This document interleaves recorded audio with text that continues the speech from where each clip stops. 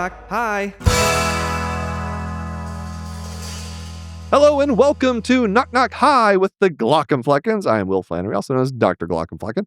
I'm Kristen Flannery, also known as Lady Glockenflecken. Are you feeling old these days? I sure am. You know, I hit 40. I mean, yes and no. I don't feel mature? as old as I thought that I would at 40, but I am aware that it is getting up there. I just recently hurt my back weightlifting, so I am feeling a little bit old. Yep. But we have Eric Topol here to make us feel a little bit better. Like maybe we can become not old. Yeah. I always love talking to Dr. Topol because he is such an optimist that no matter what the bad news is, he can always find a way to you know, make you feel uplifted. Now, at the beginning of this conversation with him, that's absolutely fascinating. I was skeptical. I've been skeptical about this whole you see the guy you're a little spicy. You see the guy on Twitter who's like, I'm gonna live till I'm 150. It's like, come on, dude. Like he has like a blood boy. You know, he's like taking blood from his son. Right. So I know the one. You see all kinds of, the guy. So it kind of puts a bad taste in your mouth with the whole aging area. But there's so much more to it than we see on social media. That's what I came away with. There is a lot of snake oil. That is true. Exactly. But there's also some good stuff. Right. So Dr. Eric Topol, you all know him. He's an incredible guy, prolific author, researcher. He's got a new book called Super Agers, an Evidence-Based Approach to Longevity. And it's just a fascinating look into this whole topic. And we talk about, a little bit about, the good stuff that's happening versus the stuff that you can't really trust on social media, and just going in depth into what exactly contributes to aging and there's a lot that we've learned. How healthcare might change in the future with being more individualized versus like population-based recommendations. Right. So anyway, I came away thinking, man, we are like, I feel. Talking to him makes me feel like we're in the Stone Ages of medicine. Yeah. Right? And we have such a long way to go, but also it's right there. Yeah. It's so close. We kind of know how to do it now. We have a roadmap a little bit. Let's get to it, shall we? All right. All right. Here is Dr. Eric Topol.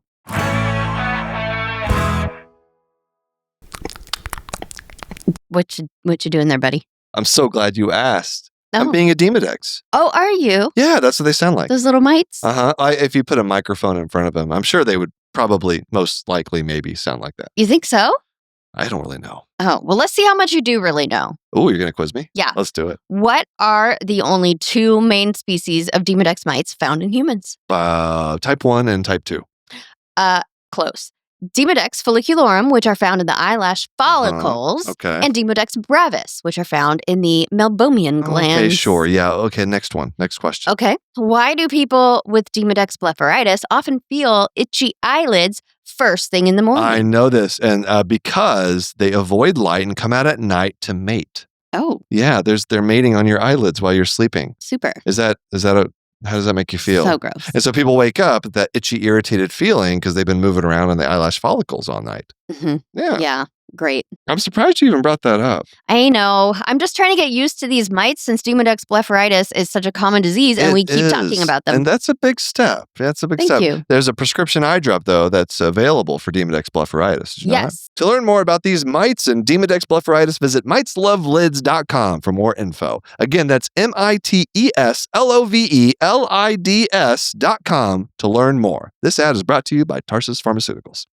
Kristen, I got to tell you about a new podcast that every clinician should know about. Ooh, tell me. This is the Sepsis Spectrum. Okay. It's by the Sepsis Alliance and critical care educator Nicole Kupchik. This is really important. Each episode is about confronting blind spots in sepsis and antimicrobial resistance education. A lot of this stuff usually doesn't make it into textbooks or compliance training. That's weird because it's super important. Yeah, everybody needs to know about this stuff. You can listen to the Sepsis Spectrum wherever you get your podcast or watch it on the Sepsis Alliance's YouTube channel. To learn about how you can earn free nursing CE credits just by listening, visit sepsispodcast.org. All right, we are here with the one and only Eric Topol, friend of the pod, friend of Glockenflecken. That's right. Eric, thanks so much for coming back on with us. Oh, it's a real treat to be with you both. Well, you've got a new book. We're going to be talking a lot about that. This is like an area of health, of health information that I feel like is really exploding. You got a lot of people talking about reversing aging. Like there's these buzzwords that you'll see on social media. And I love what you did with this book and just trying to like lay all of this out and what all the different factors that go into aging and what you call the health span. And so my first question to you, what would you say to a 39-year-old who's had testicular cancer twice and an out of hospital cardiac arrest? What is that person's health span? I just out of curiosity, no, not thinking about anybody in particular. Asking for a friend? Asking for a friend. Exactly. Yeah. The fact that you're here talking about this and that you were saved by your this spouse. person right here. Yeah. That's right. Yeah. I mean, that's, but you could still become a super ager. Yeah. You could still go to 85 plus without, further cancer, neurodegenerative disease, or heart-related diseases. You still could do it. I still could do it. Hope is not lost. Yeah. Well, I mean, I'm done with testicular cancer. Yeah, I don't have we're a not third. getting that one again. I don't have a third testicle, Eric. So I'm safe from that. So give us just tell us why you decided to write this.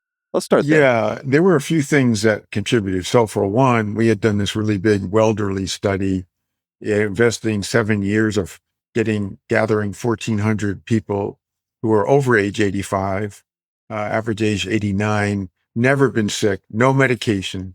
Very hard to come by these kind of people. Wow, yeah. And then we did whole genome sequencing, and we thought we're going to get the secret genomic underpinnings of health span.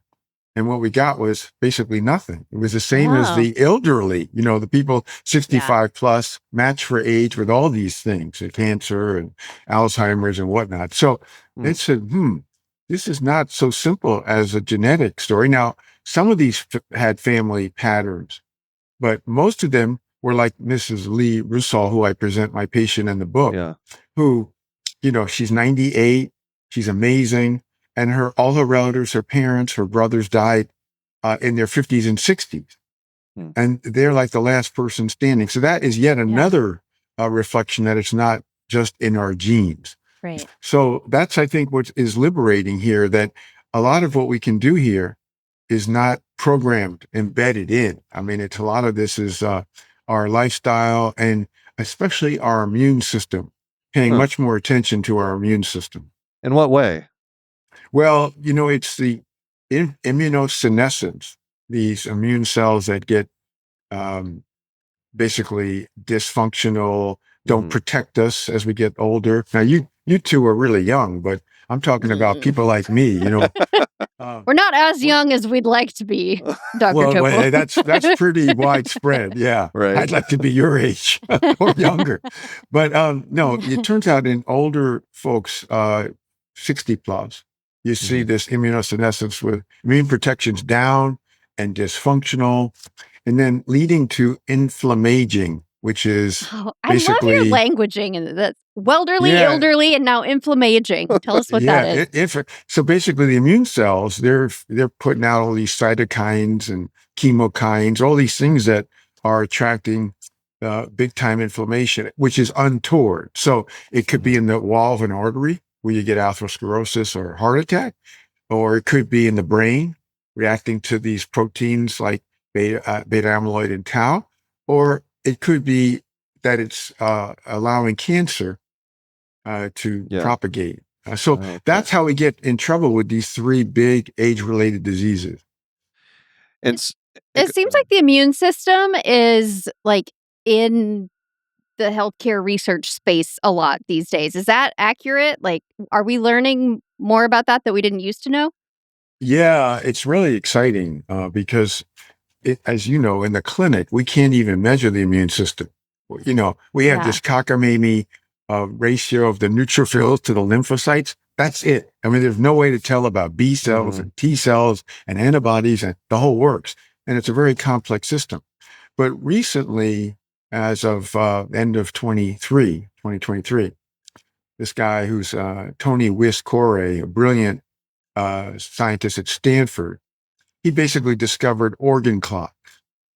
And so these organ clocks, they took, thousands of plasma proteins, used AI and said, oh, these are the proteins that track your immune system. These are the ones that track your brain aging, your heart aging, each organ of your body.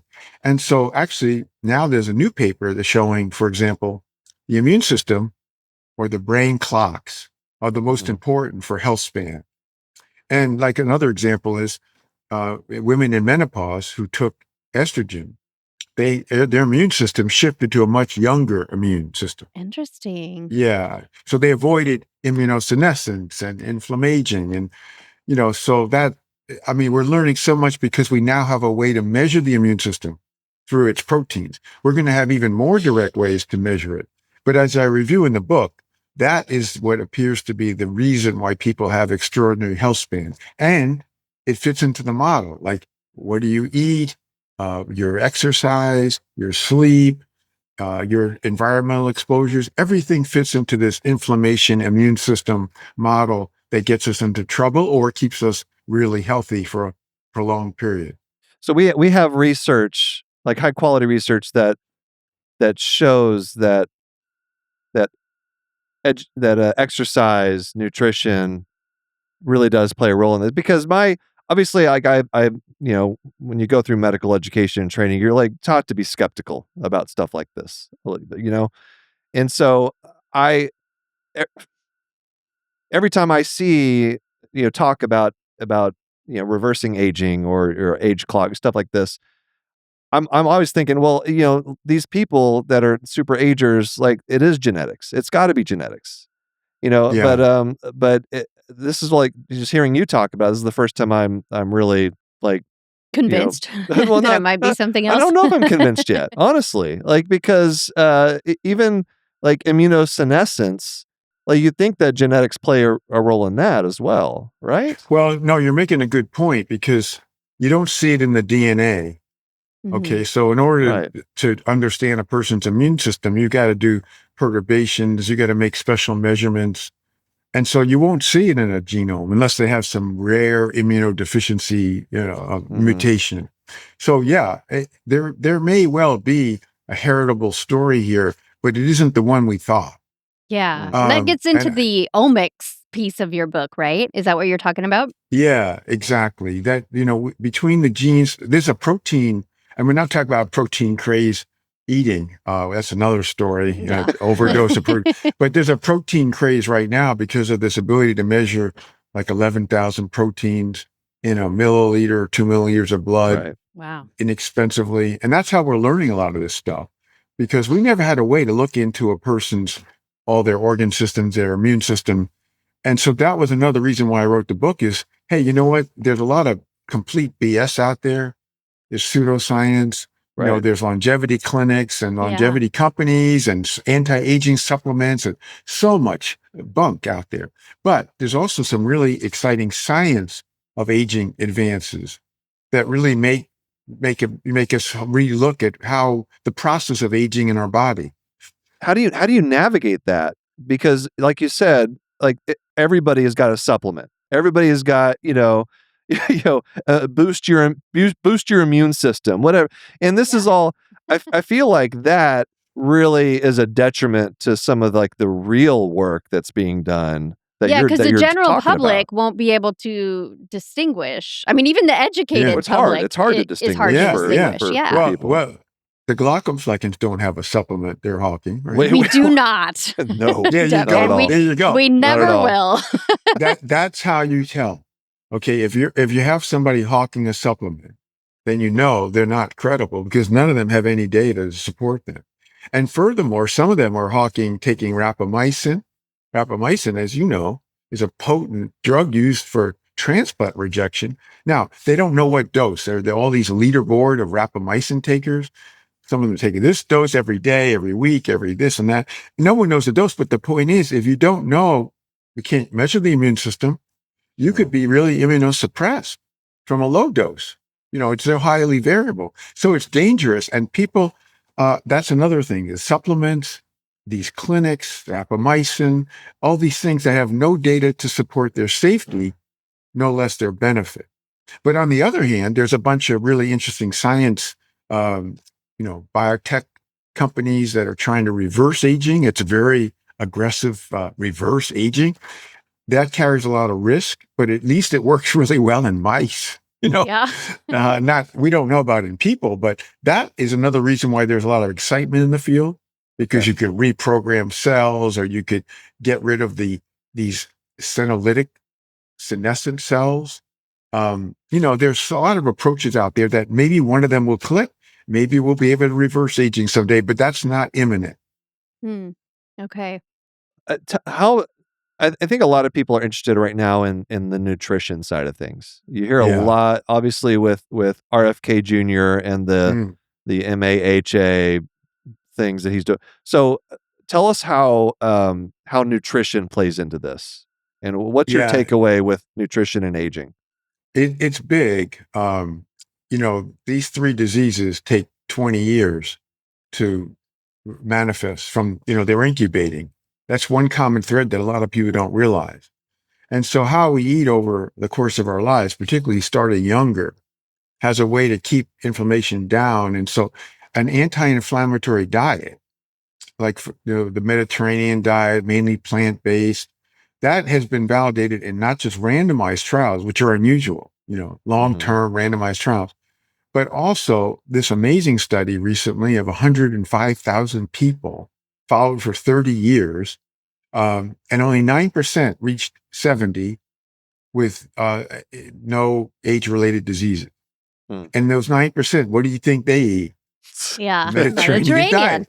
So, a diet that's really rich in the kind of anti-inflammatory foods, not animal, particularly red meat derived, ultra-processed foods, a lot of things that are bad for you. And so this is, I think, one of the problem we have with these nutrition and exercise and sleep and things we talk about. It's hard to get people to adopt these things unless they know they're at a particular risk. Then you get a much better chance of people actually getting serious about it. I see. So being able to maybe use some of the new technology we have to assess someone's risk could push them into, more changing lifestyle changes. Yeah. That's the new thing here, is that taking a person's, all their layers of data, so their electronic health records, their labs, even labs that are thought to be in the normal range that we as physicians miss because we don't see an asterisk or something in red. But if you see trends within the normal range, set points, that could be important. AI picks that up. And you could look at a person's retina with AI and you can predict all these diseases, except for cancer, but every disease otherwise, 5 to 7 years ahead of time. And then you have genes and protein. We'll go back to it. Yeah. Oh, by the way, there's a company recently this month, or June, I should say, that got a mammogram. Expert radiologists, they read mammograms every day. They don't pick up that AI can, that within 3 to 5 years, that normal mammogram, that person is going to get breast cancer. How do you like that? So we can pick up risk in people. The retina can tell us if someone's going to get Parkinson's or Alzheimer's 5 to 7 years before they ever have any symptom.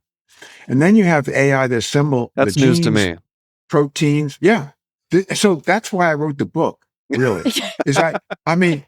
I wanted to put out there the exciting stuff. Right now you could say it's a little down right now with the gutting of medical research and these things that are happening. But there's very pessimistic. Yeah, but there's a lot of great stuff going on in this whole biomedical space right now. So that's the excitement and the optimism I'm trying to transmit. We can particularize risk, and we can say, the risk. We couldn't do it for testicular cancer, unfortunately, yet, but for the common cancer, colon, breast, lung, prostate, we can do that now with a polygenic risk score. And with looking at body-wide aging clocks and specific forecasting. So we could say years in advance that, you're at risk for this particular condition.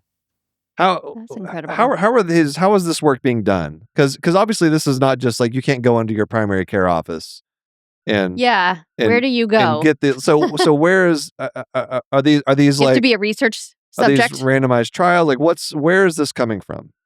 It's going to have to be grassroots. Yeah. It's because, as you know, we don't keep up. Our field doesn't change, doesn't keep up. It's very slow. It's kind of sclerotic. And so the data is here. Like, for example, the condition that most of us fear the most is Alzheimer's. Right.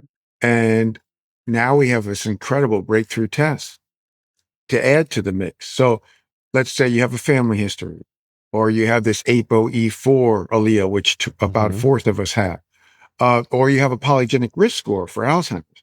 Now there's a blood test that's widely available. It's been out for 2 years that almost nobody knows about, p-tau 217. Now that test, which is basically a site on the tau protein that you get in the blood, it tells you if you're at risk for Alzheimer's in your life. If it's low, it picks it up 20 years ahead. So if you're 50 and you have a low p-tau 217, you're looking pretty good, right? But if it's high, it's modifiable by exercise and diet and better sleep health and all that stuff. So here we have a big breakthrough, probably the biggest in my lifetime, to modulate the risk of Alzheimer's, but nobody knows about it, and least of whom are the physicians. Okay. Sure. And, this test should be, now I wouldn't advise it, as I write in the book, for everyone, but for people who already know they have some increased risk, this could be really helpful to prevent Alzheimer's, real potential that we have right now. And the pathophysiology behind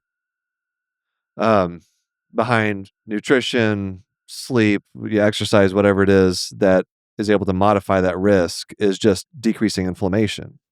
Exactly. So here you are by really getting serious about the lifestyle factors.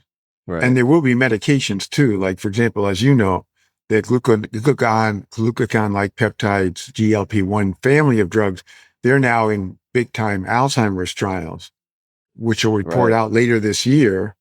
But that may be one of the first classes of meds that prevents Alzheimer's in people at high risk. But no, if you take the data for the lifestyle factors that suppress in people with these neuromarkers, these plasma protein markers, it's really quite extraordinary. You can reduce the markers by 50, 60, 80% by really getting your lifestyle in gear. God, it's one of those things that's like so simple, right? Like it's what you hear since you're an elementary school kid, right? Like you gotta move your body, you gotta eat healthy food, you gotta get enough sleep. But it's so hard to do, even though it's such simple like instructions. Well, I think, right? Like I think modern life makes it tricky. Well, I think the key and what you're talking about is just putting those things into an individual context.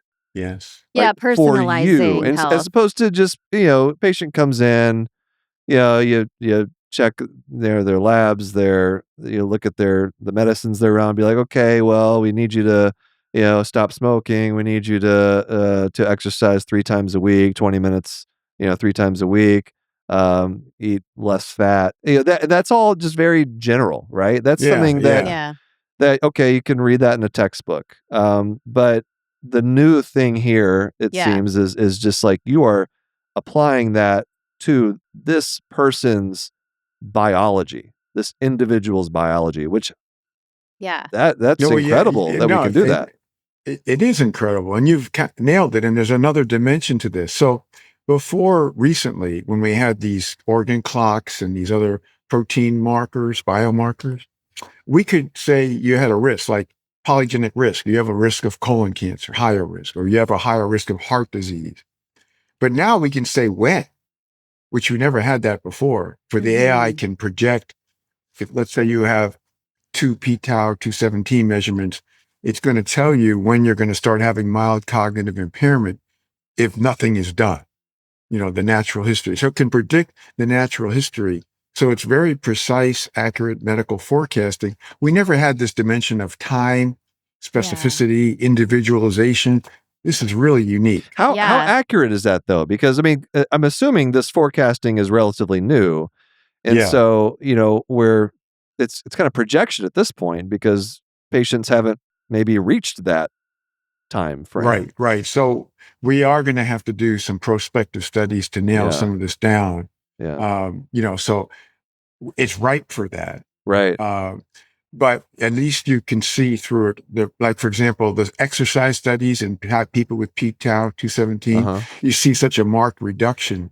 You would extrapolate that that's going to defer, maybe even prevent the disease. So it's getting these types of prospective studies to validate all that we're seeing right now. But the good thing is these tests are not expensive. The organ clocks, the p-tau 217, even the multi-cancer early detection tests.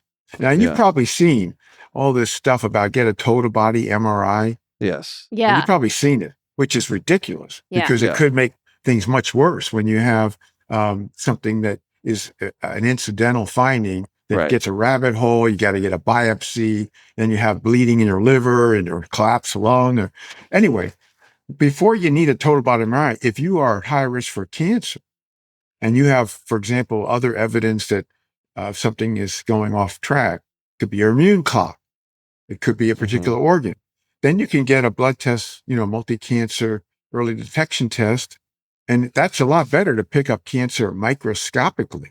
Right. Because when it's on an MRI, if it's the real deal, you already have billions of cells that could well have spread to other parts of the body. So that's why we have this new opportunity in medicine for savvy patients, public people to know about. Let's take a break, and I have lots of questions. So let's go. We'll come back. We'll come back in a film. All right, we are back with Eric Topol. Yes, I have might be a silly question, but not being in medicine, I don't know. It's what's coming to my mind. If all of this is about inflammation at the core of it, how do NSAIDs play into this? Yeah, so can I just pop some ibuprofen for the rest of my life and be fine? Well, it's a good Your question. kidneys will not be fine, No. but yeah. Yeah, it's a good question, really, because we haven't had such potent anti-inflammatory. So NSAIDs like ibuprofen, naproxen, they're not that potent. They will help with, some inflammation, but they're not like the GLP-1 drugs that not only knock down inflammation throughout the body, but in the brain too. That seems to be their main benefit. Long before people lose weight, they're getting great anti-inflammatories. So one of the big exciting parts of the future of medicine is our gut hormone. Who would have thought that? Yeah. I don't know about you in med school, Will, but when I was in med school, there was only one gut hormone. It was like insulin, right? Yeah. And now there's 15 of them, and every one of them is getting made into a drug, a mimetic, right? And they get combinations. And so it turns out the gut hormones, they make NSAIDs look like nothing. They're so potent, and they get into the brain. They talk to the brain. So these gut hormones talk to the brain and the immune system, and they are so potent. And that's why there's lots of promise for these GLP-1 drugs to help to prevent not just Alzheimer's, but we may all be taking these someday in pill form. I'm a very anti-pharma person in general. Yeah. I mean, I almost ended my career by taking on Merck and Vioxx, which is another anti-inflammatory, relatively weak. But this time, they've hit it big. I mean, this, you've only seen the beginning. If you think Ozempic or Mounjaro is big, I mean, it's much, much, much more extensive than that. It makes you wonder how it took so long for us to we didn't have the land on technology before, right? Well, we were also I don't know. stupid. We were stupid. Okay. In what way? In what way? I mean, I wrote about in the chapter on the GLP-1 drugs and obesity. Yeah. I reviewed this amazing story. So Novo Nordisk is the one that came up with this idea for Ozempic.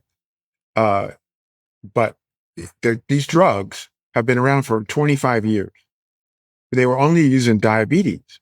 these GLP-1 drugs. And the people with diabetes, they didn't lose any weight, maybe 2 pounds, 3 pounds. Okay. And so Novo Nordisk said, well, we're not going to study obesity. These people don't lose weight.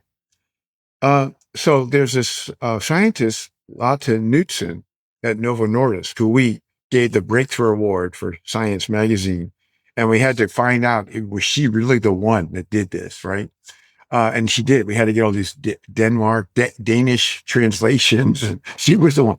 Anyway, she kept telling the people at Novo Nordisk, you have to test it obesity. It's going to work. It took them years to finally, put up the funds to do it. And look what happened, and set off a revolution in obesity management. Now, if we had had GPT back then to ask, we would have said, do you think it would work in obesity? They probably would have said yes, right? Anyway, it took one scientist at a company to push hard for years. And she, by the way, she's the same one who's pushed for Alzheimer's. Oh, wow. So if that clicks, that's going to be, a twofer for her. Yeah. Just amazing how we missed, think of all the people that were morbidly obese with all these other issues that we missed for decades because of not testing it for obesity. Right. Okay, sorry. No, you're the expert. So sorry. I want to hear what you have to say. I wish we'd known about it a lot sooner. Yeah. Sure. Absolutely. But going back to the gut, so you said that those gut hormones, those drugs can get into the brain. I have, in another lifetime, some experience in cognitive neuroscience. And I remember back then, gosh, this was 15 years ago now, they were just starting to talk about the gut-brain connection. Yeah, exactly. So I'm curious about, I haven't kept up over the last 15 years, but I'm assuming this is now a continuation of what we were hearing about back then. But how is it that they can communicate with the brain? Yeah. Like there's the blood-brain barrier. So how are they getting around that? It's amazing. This has exploded in these recent years. And it's a fascinating area because the gut-brain axis goes through many different channels. So it goes through the vagus nerve directly to the brain, to the brainstem and hypothalamus.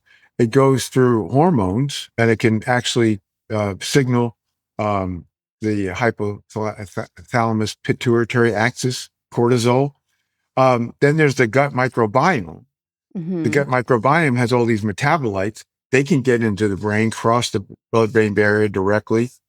Some of the newer gut hormones penetrate the blood-brain barrier directly. Ozempic doesn't do that very well, nor does semaglutide, tirzepatide. But some of the other ones go right. They're very small molecular weight, and they go right into the brain and have even higher penetrance. So all these different ways through the gut hormones, through the neural connects, through the vagus nerve, which is quite impressive, and then through the gut microbiome and its metabolites. It's this gut-brain thing and brain-gut, goes both ways. Right. Like, for example, who would have guessed that you take this GLP-1 drug and you don't want to drink alcohol, you don't want to gamble, you don't want to have nicotine, you don't, no nail biting. I mean, who would have guessed? Migraine, headaches, the list keeps growing all the time. And a lot of this is due to the effect of the brain communication, the gut-brain story. Yeah. I mean, do we know the mechanisms yet by which those things are happening? It's our friend inflammation. Okay. Of course. Of course. Everything's inflammation. No, basically the reward cycles in the brain they get rewired. Okay. But there's some part of that is this untoward inflammation in the brain that it's helping to prevent or reduce it. But I mean, the addiction thing is the one that is so unanticipated. Yeah, that's and I think we're still learning about that. But again, if there ever was, I make the joke about how way to a man's heart is through his stomach. The way to a human's health span is through the gut-brain axis. I mean, wow. Yeah, it's wild, and we're learning about it. It sounds like it might be working on the limbic system. Is that true? Yeah. Okay. Exactly. Yes. Definitely. Interesting. The skeptic or maybe the conspiracy theorist, I don't know, would say this is all too good to be true. Like Yes. we are accepting this medication with open arms for so many different indications that we're setting ourselves up for some fall to happen. I agree. What do you say to that? It's really important to be skeptical, especially when you're seeing something like, this miracle sweet drug. Bacardi. Yeah. Yeah, we How never many had miracle how many miracle drugs have there been in your lifetime? Yeah, I still don't know of one. Actually, this could be the class. Yeah. Yeah. I mean, this is statins. I wrote in the book about statins have been one of the most impressive for preventing heart disease, especially in people who already have heart disease. Mhm. But after that, this is right up there. Now, I wanted to say where did they have to be doing something really bad? They have to be. There's no free lunch with these drugs, right? Right. And so you go down the list, pancreatitis and, slowing the GI tract so you get obstruction. And, there are some bad things that can happen, but either they don't happen or they're very rare. And this is really interesting. So Daniel Drucker, who's one of the people who's been one of the pioneers in this field up at University of Toronto, he pointed out, and I didn't realize it, that when most drugs, when you take them, the side effects are parallel to the efficacy. You don't get one without the other, right? So this is like the only class of drugs where you take these injectables for the first few weeks, you get a lot of GI side effects. Like, it could be diarrhea, constipation, severe nausea, vomit, and then that goes away. But the efficacy doesn't go away. It's wild. Yeah. So there is some rare eye disease question. There's a couple out there that are dangling, but overall, 12% of Americans are taking these as prescription drugs right now. That doesn't even account for all the people out there taking it microdosing and whatever. This is 12% of Americans. And by the way, they've been around one form or another for 25 years. So we haven't. If we were going to see a side effect that was really big and common, it should have appeared by now. Yeah. So you talk about how, a lot of the interventions that we've talked about, the investigations that we're still years out from these being incorporated into like clinical use. So let's go into the future. Let's go 2040, 2050. What do you think a visit with your internist or your primary care doctor will look like? Well, firstly, if we project out far in advance, if we do what we can do, we're going to have a lot more elderly super agers. Right now, they're the minority, and 65 and older, 90% have one of these diseases, if not two or three. So we're going to see that flip occur. And the reason we'll see the flip is hopefully by then we got everybody on the same page as far as let's prevent these diseases. Let's find your risk. Sure. And we're going to take all your layers of data if you want it. This will be the norm. So instead of saying, oh, well, you need to get a pneumovax and you need to get this healthcare maintenance stuff. No, we're going to go in healthcare prevent mode. We're going to prevent these three diseases. We're going to get all these layers of data, your genes and your proteins, and, looking at these scans with AI, your retina or your other scans. And we're going to say, this is your risk. This is when it's going to occur. This is how we're going to prevent it. We're going to put you on these medications to add to the lifestyle factors. And we will see if, it probably is not much as in the US as we'll see in other countries. Other countries, they really care about their population evenly, as healthcare is a human right. Here we got a little different model, right? Yeah, we got some problems. Yeah. We got some problems, but in places where they really want to prevent diseases, which are the economical, that's the dream. That's what you need to do. We've been talking about this since the beginning of time, and we never could prevent these diseases. And now we have a blueprint or template to do it. So by 2040, 2050, if we haven't done this by then we're really we failed. Totally. We're talking about a blood test. Yeah, right? yeah, Just a yeah. blood test that can do it. Well, That and can you get your body-wide aging through a saliva test, saliva. Oh, methylation, okay. and then you Gotcha. get the blood. The blood test gives you your protein markers like p-tau 17, and then all your 11,000. By then it'll be 20 some thousand. Not that it makes that much difference. All the important proteins in your plasma. Now, you remember how we went a little cuckoo about the genome being sequenced Sure. back in the year 2020? Mm-hmm. We did. We basically gave the genes too much top billing, that it was going to be the code of life and, the secrets and our operating instructions. Well, now the proteins and the genes together, that's what's giving us this big advantage that we didn't have. And then of course, each person has billions of data points now, and no doctor, no brilliant whoever person could interpret all the data. That's why we need AI. I know there's a lot of backlash against AI, but this is, I think, the perfect strength of where AI kicks in. Yeah. So do you think that population-based public health recommendations are going to kind of just go away? Like everybody needs to get a colonoscopy by age 45. Now it's just going to be, you're going to go in, you're going to have your own personal panel of things and data, and then your doctor will be able to look at that and be like, okay, you should start getting a colonoscopy or some kind of screening test when you're 56 based on this. Exactly. No, the way we do it now, how could we be so dumb? The only thing we does use sound is kinda years dumb. of life. Oh, you're 50? You better have this test. Oh, as a woman, you're age 40? Well, we're going to do a mammogram. We're going to do it, every other year for the rest of your life. Well, guess what? Only 12% of women ever develop breast cancer throughout their whole life. Why do we put the other 88% through this? That is just incredible. And the same thing for each type of cancer. We use age.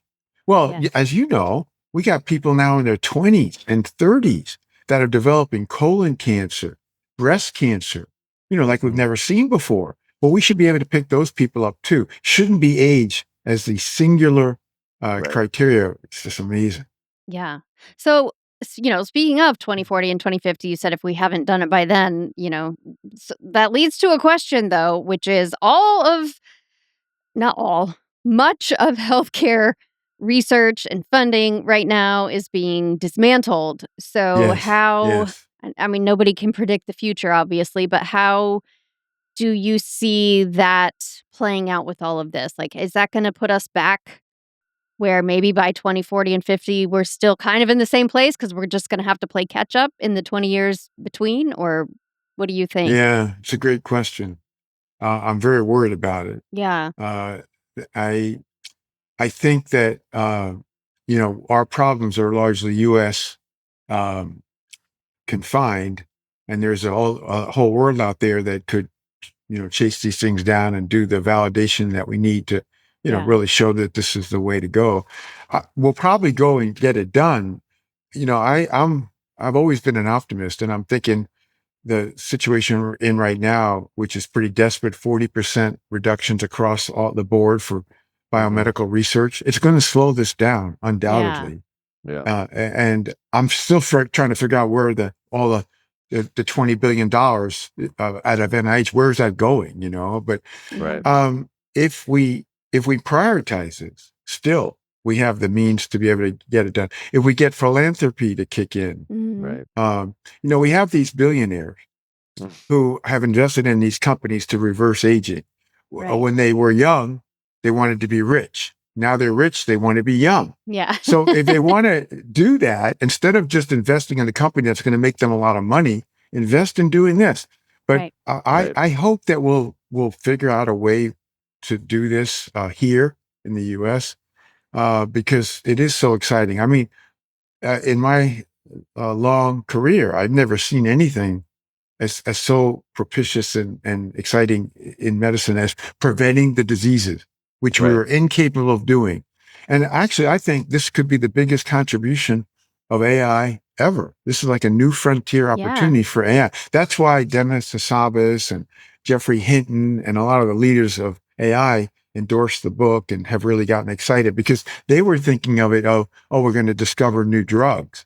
Well, maybe, But this is a much more realistic thing, is that AI analytics for a given person will determine risk way in advance and help quash the disease or put it off for a very long time. Awesome. Yeah, it is awesome. You know what? I don't think we actually said, we've been talking about these 3 diseases that are in the book, but can you tell people what those 3 are? Oh, right. Yeah. So cancer, the common forms of cancer, neurodegenerative, predominantly Alzheimer's and Parkinson. Mm-hmm. And then heart disease, we're talking about atherosclerotic type heart disease. And so that's coronary artery disease, cerebrovascular disease, heart attacks, strokes, and all things. So those are the 3 diseases that account for well over 80%, not only of age-related diseases, but for most deaths, most interruptions of health span are due to those. And by the way, they're incredibly costly. To treat somebody with Alzheimer's. I mean, cancer treatment.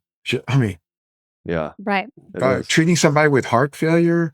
So we have got to prevent these diseases.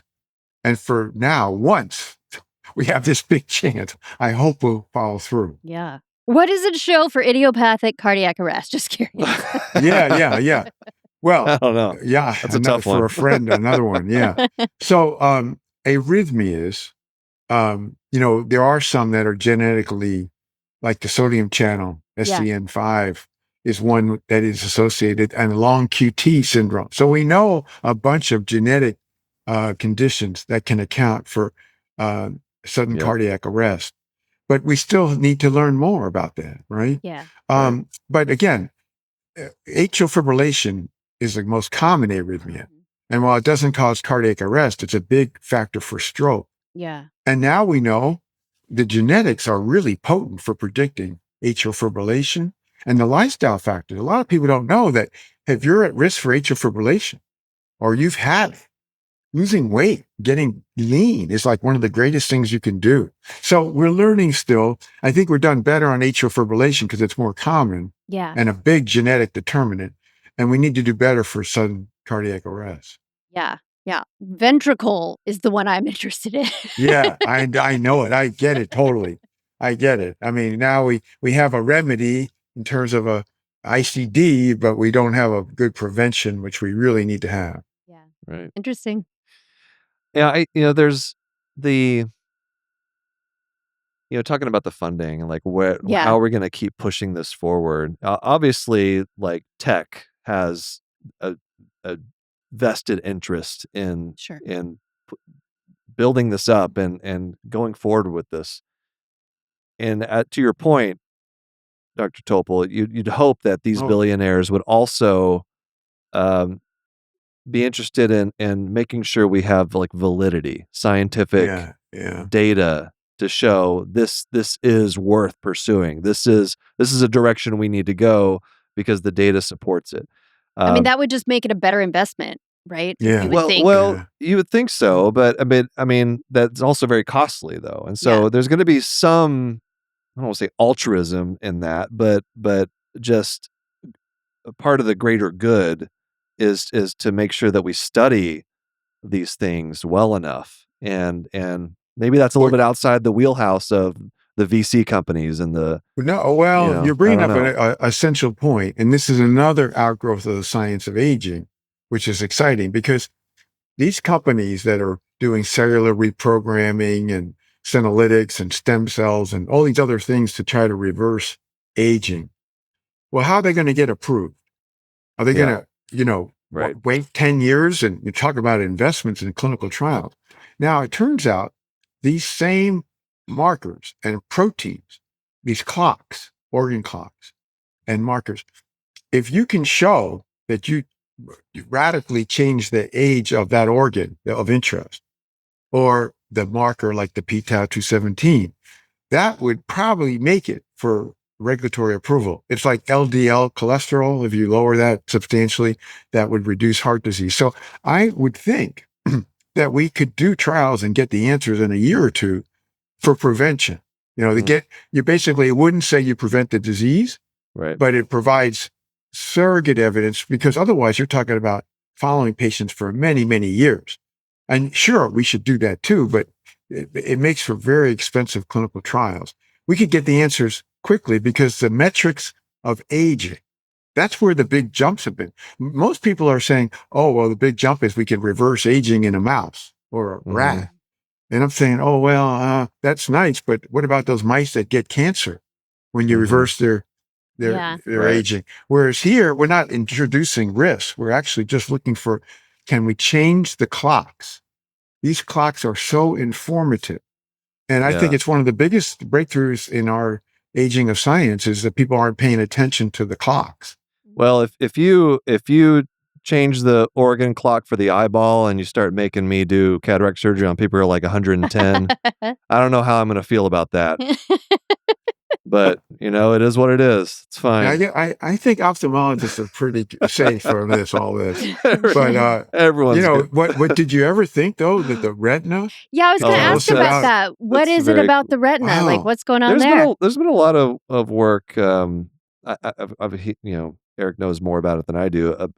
Looking at the retina vasculature and the cellular biology of the retina and being able to mostly a lot of the work's been done in like diabetic retinopathy but sounds like it's gone even further than that. Well, but what is it? Why the retina of all things? Well, the retina, it's the only place you can visualize the blood vessels. You can visualize the actual vasculature in situ. Yeah. Right. And it's the small vessels that are so important and an indicator. But we used to think, it's just a window into the brain. But as Will pointed out, we're getting a handle on how good is the blood pressure control, how good is the diabetes control. You can tell the calcium score of the heart arteries through the retinal vessels, so you can avoid getting a calcium score CT scan. You can tell about the risk for Alzheimer's and Parkinson's. You might have thought that because of that window into the brain. But also many other things like, being able to diagnose lupus from the retina, being able to predict liver disease, kidney disease from the retina in people who don't have any liver or kidney disease. So to your point, though, these are some of the black box features of AI. Like, for example, if I gave Will a retina picture of a person and I said, is this from a man or a woman?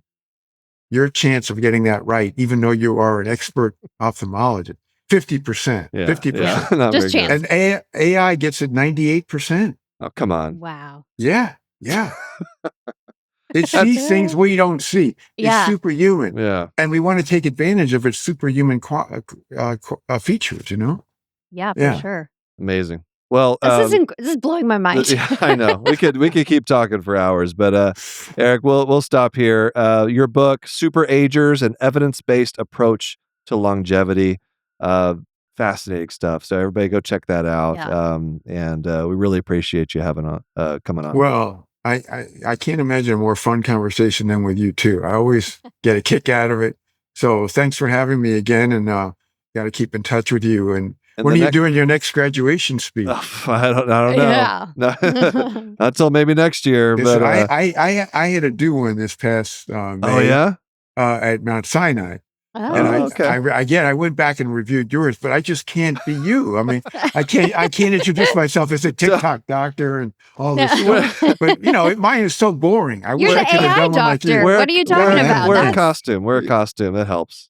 You're good. True. Oh man, you're so good. Well, we got to be the first stop whenever you write the book about like AI and humor, and whenever that's So it's not doing so well on that front. I'm still safe. No. I'm still safe there. It's not ChatGPT. Lots of dad jokes. It's not very funny. So humans are better at that. Absolutely. Yep. All right. Thanks again, Eric. Thank you.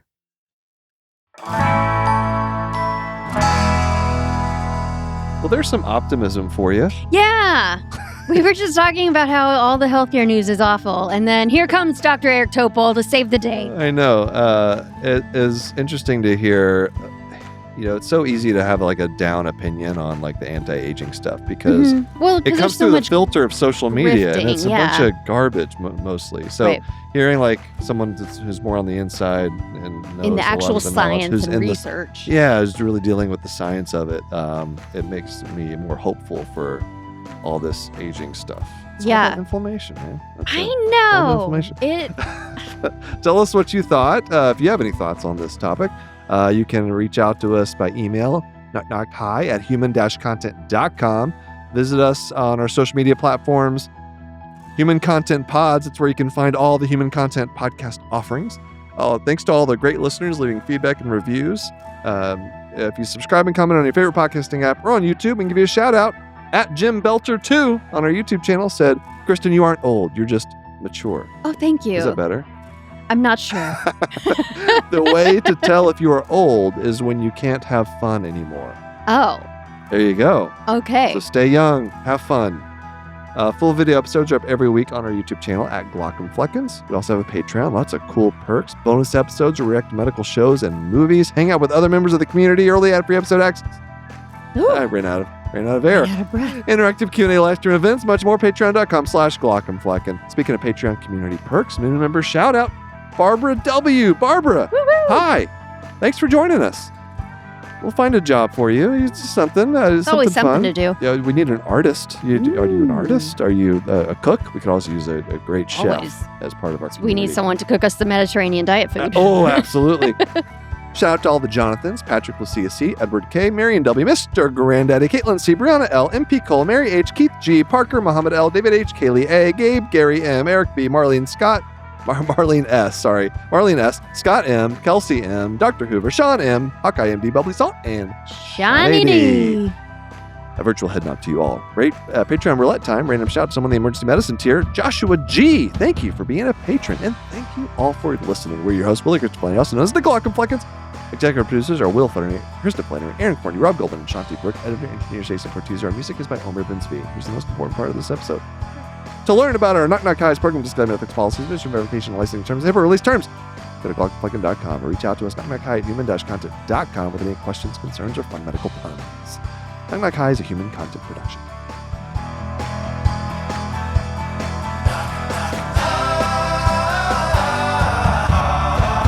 Knock, knock, goodbye.